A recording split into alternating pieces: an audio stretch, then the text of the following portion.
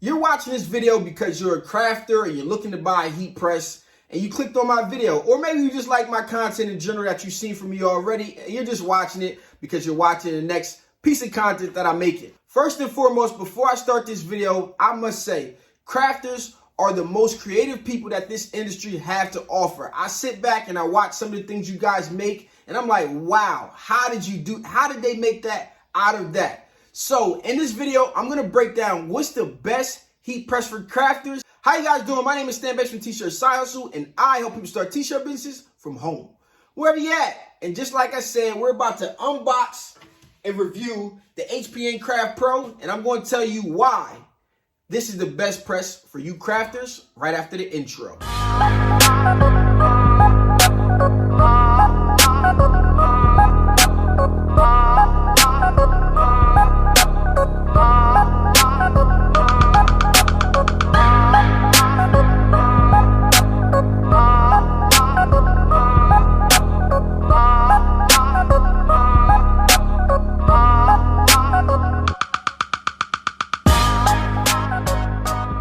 Grab my scissors and let's jump right into it. Like I said in the intro, my goal by the end of this video is for you crafters to truly understand that your craft should also be a business, if for nothing else, so that it can pay for itself. I'm a person who has a lot of hobbies, and I felt like every hobby had to kind of like pay for its stuff. Like photography was a hobby of mine. I wanted photography to sustain me just buying new equipment sometimes. So I know how much stuff you guys make, and I truly believe that you guys are some of the most talented people in this industry, that you guys have the most talent to offer the industry, and as far as like creating great things out of pretty much nothing. So I want to make sure that you guys get yourselves into the right press, and I believe you should go with a Craft Pro or any kind of actual press over something like the Cricut EasyPress, which I had, and it's just not business worthy, although it may be craft friendly. This press here is craft and business friendly, and I want you to make money with your hobby. So with no further ado, let's get into unboxing this HPN Craft Pro 13 by 9.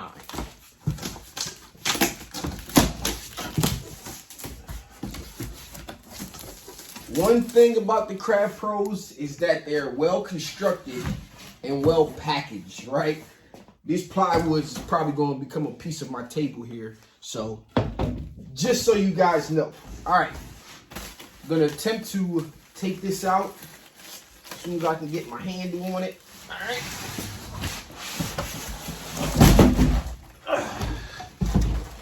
Okay, so let's take a look at what comes in the box. And you got a satisfaction guarantee.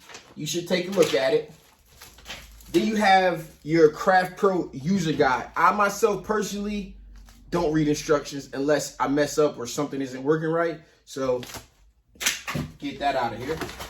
All right. Get these styrofoam pieces out of here.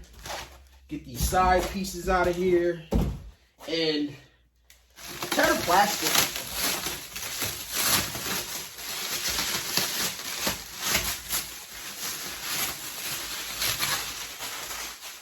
All right, this thing is tiny. Now, like I said in the intro, if you don't know who I am, I own a lot of presses. I reviewed a lot of presses. You can check out more press videos if you're looking to upgrade from what you have and you want to get something a little bit better, more sturdy, whatever the case is. I look at a lot of presses and try to make sure people are buying the best press for their budget or their purpose, right? So looking at this thing, it is tiny, but it is very well constructed. It looks very, very nice.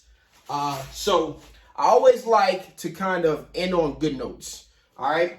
The one reason that I would not buy the Craft Pro Mini over the Craft Pro 15 by 15. I don't even just call it the Mini. I just called it the Mini. But the Mini is 13 by 9. Actually, let's get the scissors and open it up.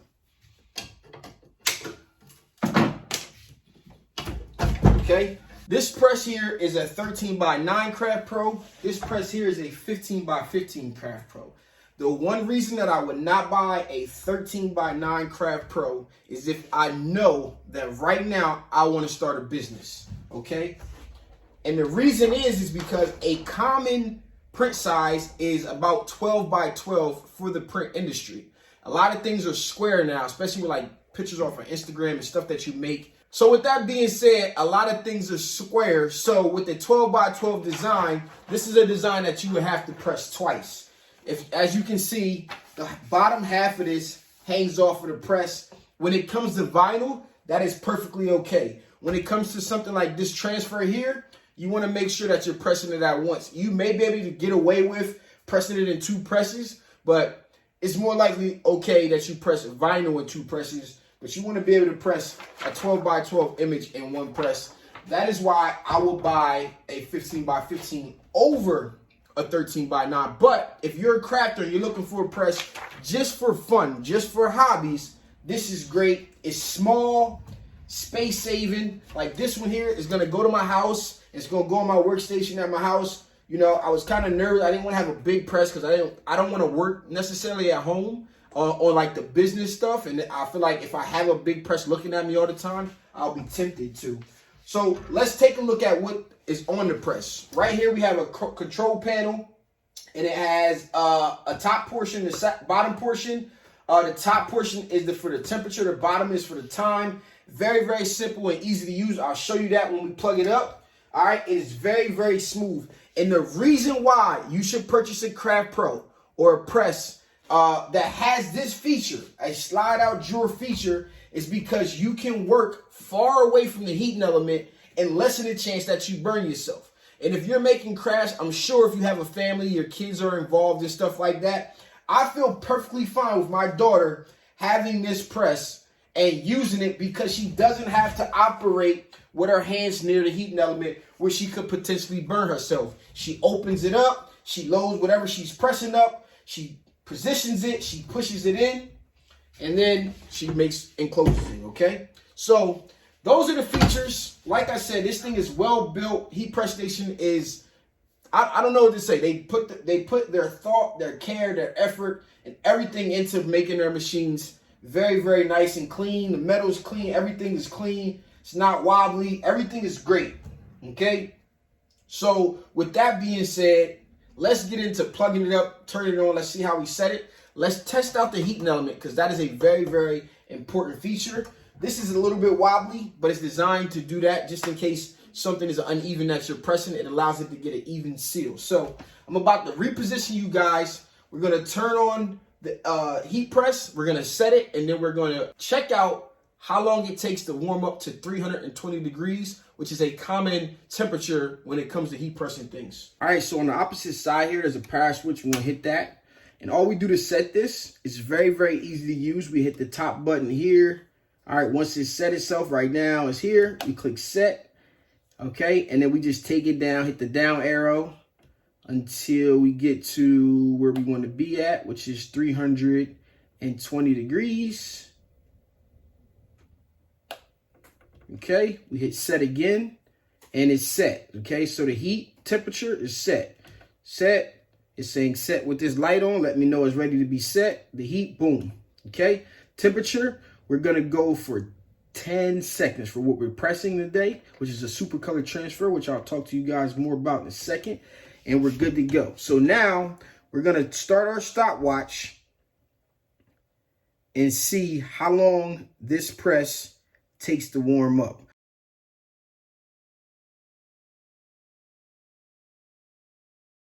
Okay, so this machine took about 20 minutes. That's right on par with where the 15x15 version heated up. And the thing about it is, we just need to know how long it's going to take to heat up so that we can prepare properly, right? So what we want to do is we want to come in our craft room. We want to turn our press on. We want to go ahead and get our stuff cut, ready to go, and then come press. So it's 20 minutes. It's a little bit on the longer side. Like 20 minutes is like the max that I've seen presses heat up in. But it's not really a huge issue, again, especially if you're crafting, you're not pushed for time. You know, you just know you need to go in and cut your press on. Usually you got to cut stuff and get stuff situated anyway. Then you can get on here. So The next thing that we got to do is see how consistent the heating element is. So what we have to do that is a temperature gun. The temperature gun is great because you want to check and make sure that your heating element is where it needs to be at every time before you start a job, because there are 3 things that matter when you're pressing up t-shirts or when you're heat pressing in general. The first thing is the temperature. So like I said, right now we got set to 320 degrees. The next thing is the pressure, okay? How firm does this need to be set? In order to change the pressure, what we do here is we spin this dial. Like sublimation takes little to no pressure versus vinyl, which is a medium to firm pressure, and whatever else you may be pressing, what pressure does it need to be pressed at for you to get the best results based off the manufacturer's recommendation, okay? The last thing is the time. How long does it need to be pressed for? Is it 10 seconds? Is it 15 seconds? Whatever that specific thing that you're pressing up requires. So let's go ahead. We're going to test it in 5 points, starting with the top right. And the top right is reading 324 degrees. Top left, 324 degrees. Bottom left, 324 degrees. Bottom right, 324 degrees. Dead center, 327 degrees. So when it comes to heating element, this one is pretty consistent. Usually you might find that's a little bit under. In this case, this is the first time I actually seen this in the test. It's a little bit over. So all I'm going to do now is adjust my temperature down 5 degrees. Okay? And that should put me right at the 320 degrees that I wanted to be at. Okay? So now I got to set to 315. I have no problem that the dial here is not reading exactly what it reads on the actual heat press. And the reason is because my heat press is very, very consistent. That's all I care about. I want it to be within 10 degrees of each other.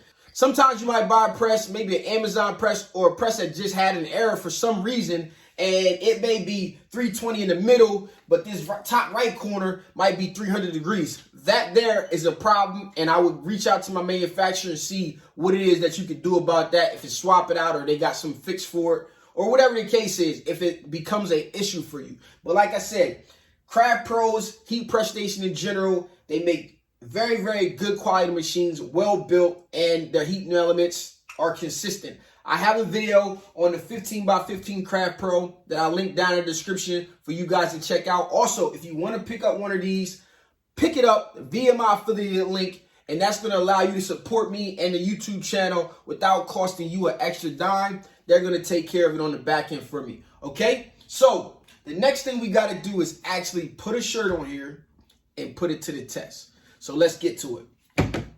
Okay, so here I have my shirts. This is the American Apparel 2001W. That's my shirt of choice right now.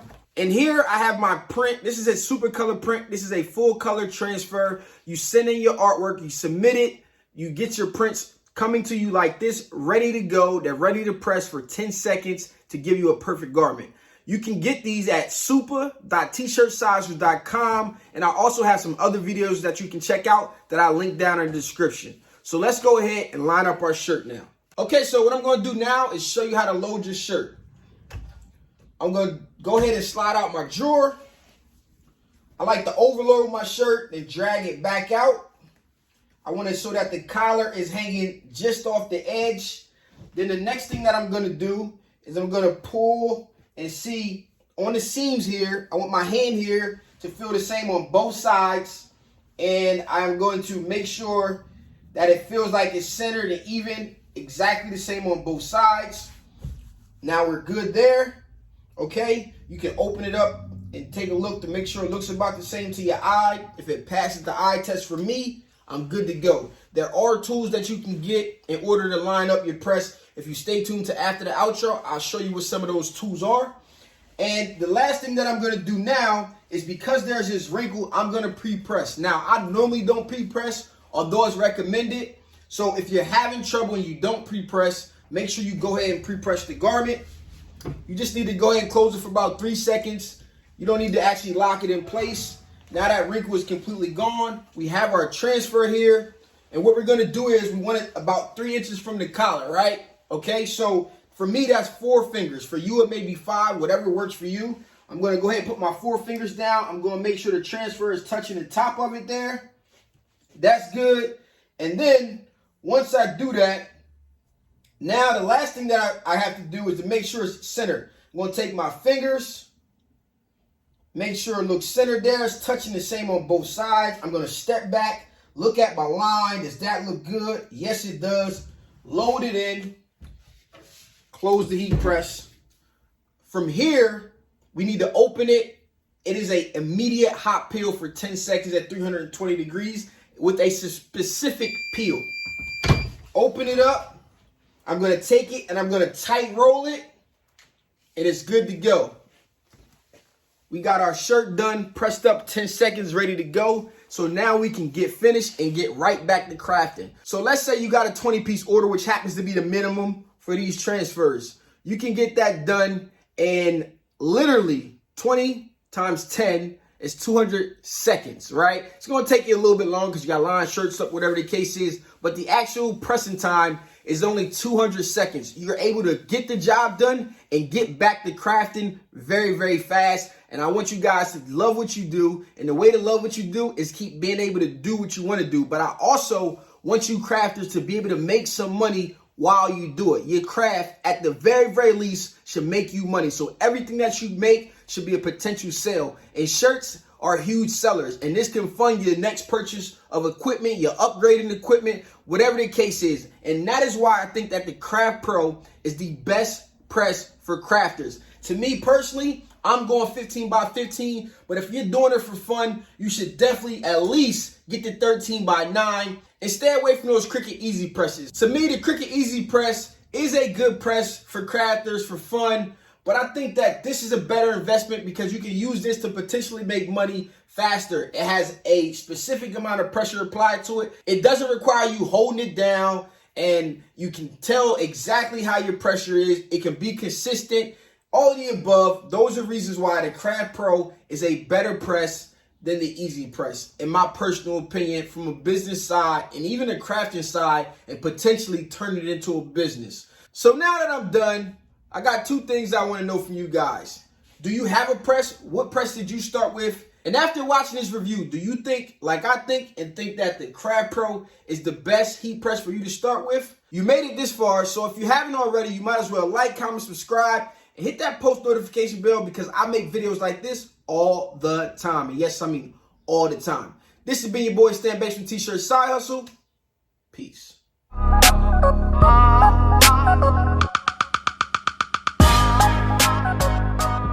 Thanks for watching this video this far. And I want to give you guys two tools to help you line up your shirts better. This here is the Logo Grid It. Okay, this allows you to line up shirts with the left chest print.